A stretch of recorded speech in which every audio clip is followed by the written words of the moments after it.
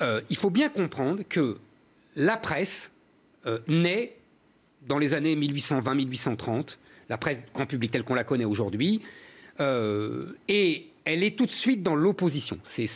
N'oubliez pas qu'on fait la Révolution en 1830 parce que Charles X a voulu censurer la presse. Donc ça veut dire que la presse, au départ, les journalistes, au départ, c'est un univers qui est anti-religieux, anti-catholique, anti-clérical, anti-monarchiste, anti-réactionnaire. Après, on passe sous Louis-Philippe, donc là, on est contre l'argent, contre la bourgeoisie, etc. Vous voyez, ça colore un univers. Ça ne veut pas dire, évidemment, que tous les journaux...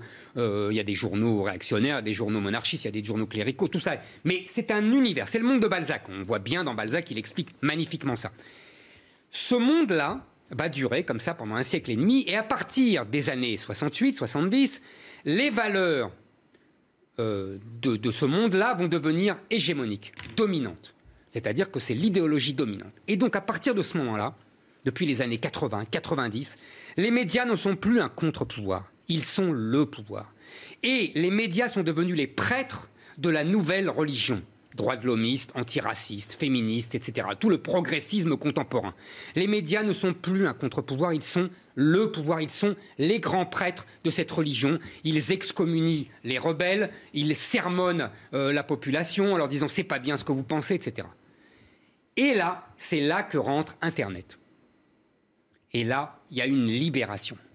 Parce que Internet, les gens peuvent se libérer du magistère des médias. Et on a déjà connu ça dans l'histoire. C'était l'imprimerie.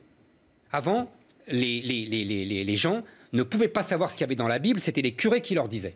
À partir de l'imprimerie, ils ont tous eu leur Bible dans la main. Ça s'appelle le protestantisme. Ça a déclenché une guerre de plusieurs années, une guerre de religion terrible. Aujourd'hui, cette guerre de religion, elle est là. Ça s'appelle le populisme.